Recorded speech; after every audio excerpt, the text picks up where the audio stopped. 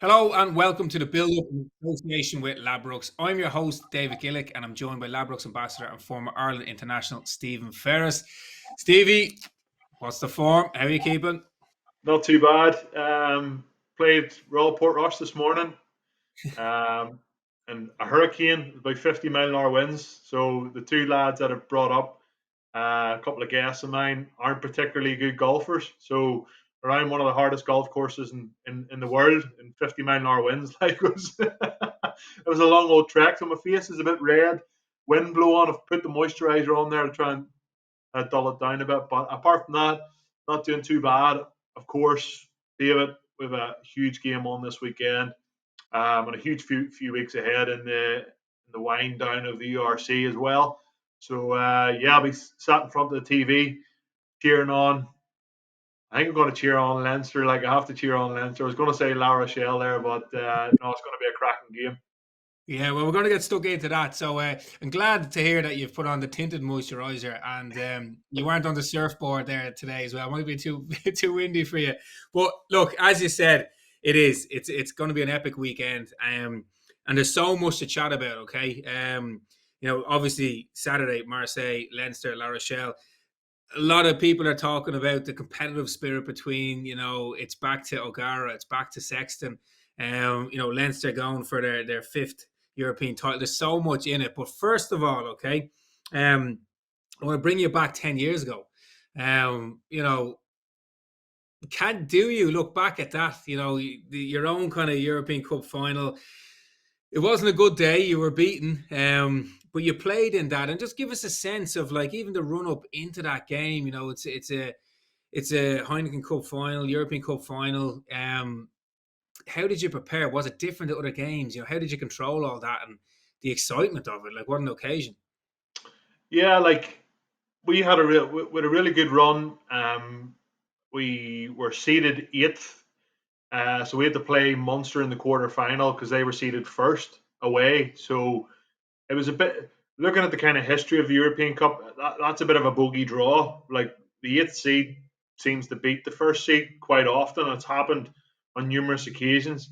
Obviously, the history of Thomond Park. Not too many teams, if any, went in a quarter final and got a victory, and we did. And our big game players turned up. We, John Afoa, World Cup winner, Johan Muller, World Cup winner, Ruben Pienaar, World Cup winner. Myself played really well that day. Rory Best playing really well. Craig Gilroy burst onto the scene. The Ulster winger, who's still playing at the minute. Ian Humphreys, had a really good game at out half for us, and big players like Andrew Trimble, and we left that and we were like, we were on a massive high, and a couple of weeks later, whatever it was, we went to the Aviva Stadium and played Edinburgh. And I think if we played Edinburgh 100 times, we'd probably win 99 of them with that team. And we didn't play particularly well. We didn't. It was actually got quite edgy towards the last 10 or 15 minutes of the game because I think it was only a one-score game in the end. And we walked around the pitch with Ulster flags above our head, and as if we'd actually won something or like accomplished something, but we'd accomplished absolutely nothing. We just got the European Cup final. That was it. There was no silverware. Like I remember a few of the Leinster lads 4 or 5 years on from that saying that they watched that semi-final and they watched like us walking around the pitch as if we'd actually achieved something. And they were like, "Look at these boys. They think that they're just because they've got the final that they deserve to win the cup. That's the way they kind of looked at it, and they used that our body language and the way we reacted after that semi-final win over Edinburgh as a bit of fuel for their fire in the final. And by God, it did fuel their fire because I was even chatting about it today on the golf course. Like Leinster took everything that day. They put us to the put us to the sword. Every line break they finished off. Conversions were knocked over. Mauls, we got yellow card as well. Just took every opportunity that they were given, and we took none. Like we were really poor. I don't know I'm blabbering on here a little bit, but to go back to that quarter final, all our big game players stood up, and in the final, none of them did, myself Mm. included. We were beaten out the gate. We were by far the second best in every facet of play, aspect of the game. We were, second best. And then I look through the Leinster squad, and I go, well, I don't mind being second best because that was a ridiculously good team that they had. A top drawer team full of world class superstars performing week in, week out. It's just, I feel like we let ourselves down because of the final scoreline, Mm. and that was probably tougher to take than actually the defeat. Like, if we had to get beaten by 5 to 7 points and it was a tight game and you'd left everything out there and you'd challenged Leinster in a few different areas, like we didn't challenge them whatsoever. And I think that was the most frustrating thing to come out of that whole run. And another couple of good years after that, getting to quarterfinals, but we just couldn't get the job done. It's been a long wait. Like, to be honest with you, it's nice to kind of hear you speak so honestly about that, because we all look at championships and we all kind of think, you get to the final and it's all brilliant, and then you always think about the winner, but the loser has to go away with something. And even that journey that you've all been on, that big win, the momentum, and then suddenly it's just almost taken from you. And when you look at kind of, I suppose, where Leinster have gone since that as well, it's kind of just propelled them. It's given them more momentum, and then obviously it leads into this weekend. But what was it like then? What was it like, say, in the days kind of leading into that weekend? Was there excitement there? Was there nervousness? How did you? Or did you even manage all of that? Or was it a case that, maybe it tipped over? Maybe the excitement just really kind of tipped you over after that semi-final. And there was that element maybe in the head of like, it's done. You're probably right. Probably got too giddy, too excited, lost a bit of focus at the job at hand. Like I remember standing on the captain's run. It was like David Humphreys. We were walking about the pitch, so the captain's runs the day before, just throw a few lineouts, walk through a few moves.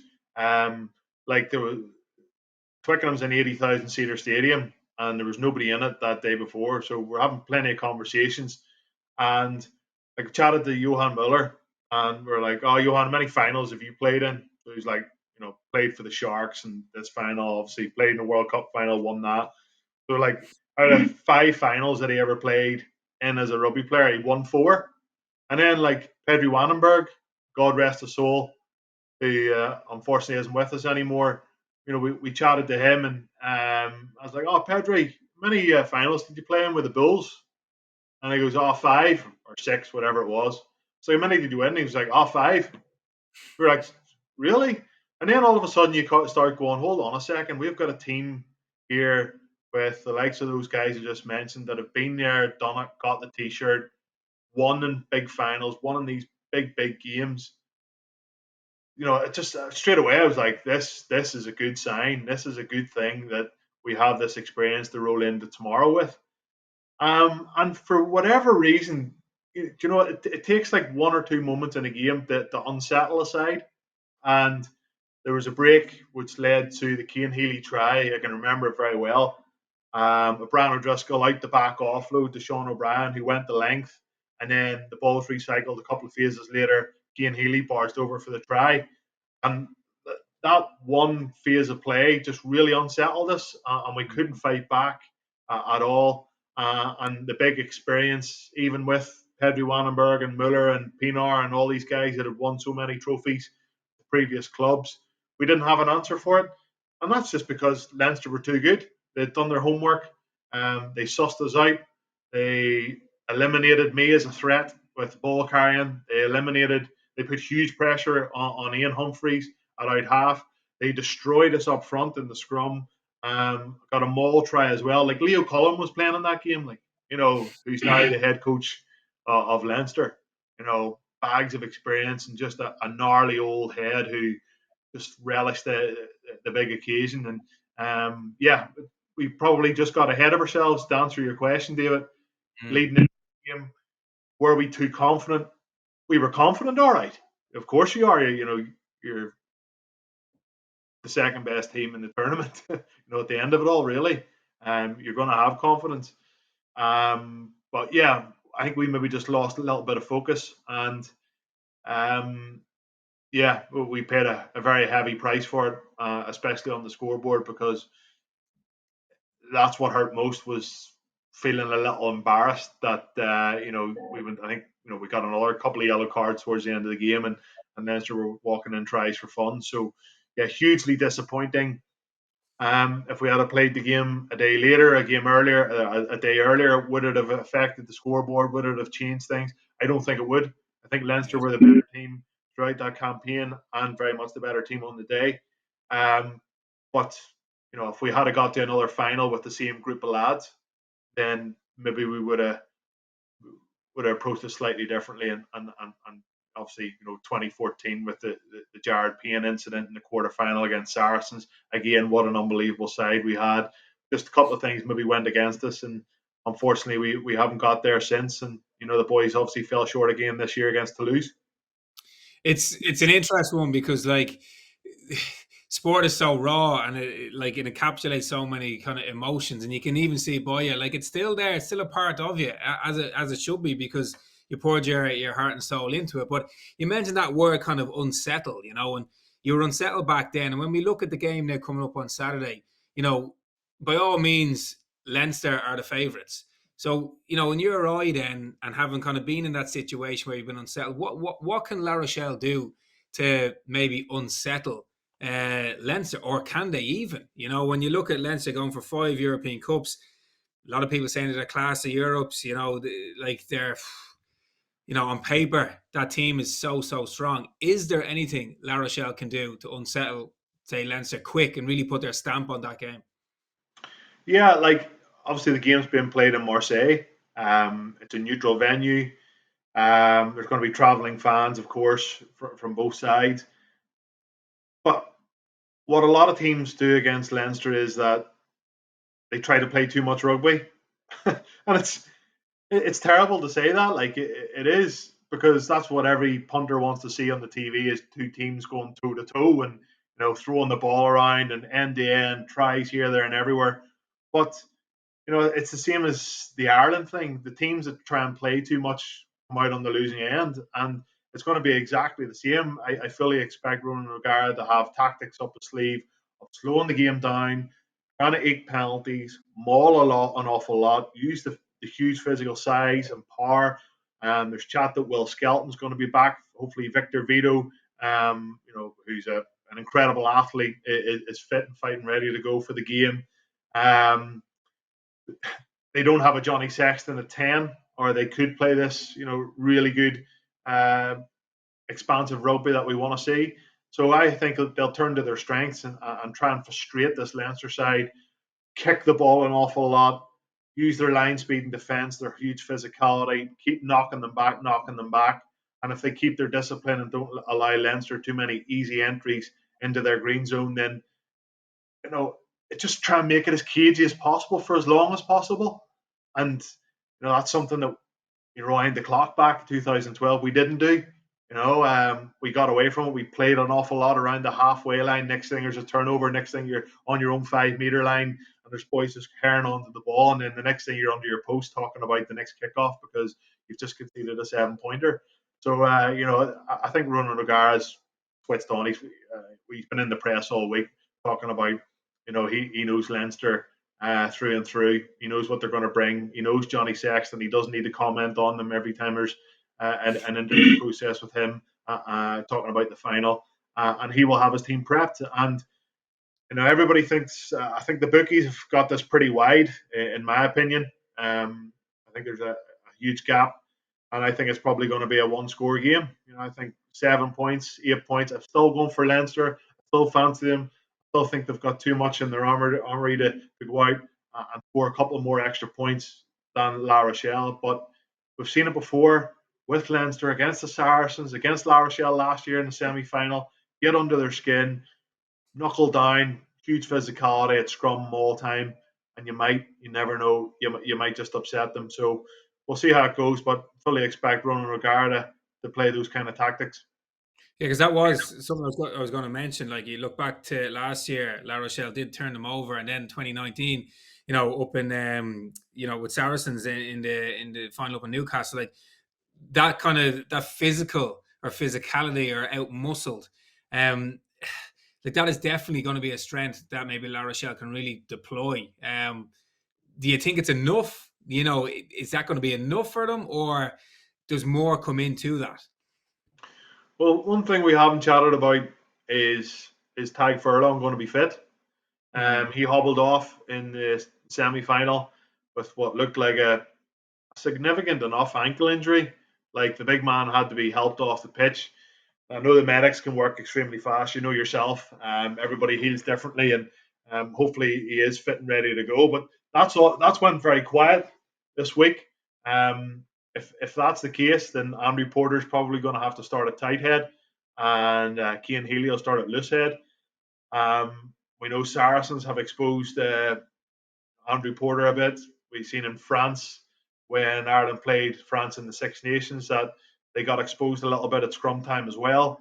Antonio, the big tight head prop for La Rochelle, is just a man mountain, like huge man, and he'll be able to lock the scrum out all day long. So, it's just about when there is a scrum, when there is a chance to enforce your physicality, that it does change the momentum of the game. You use it to change the momentum, and then you try and capitalize off the back of that. And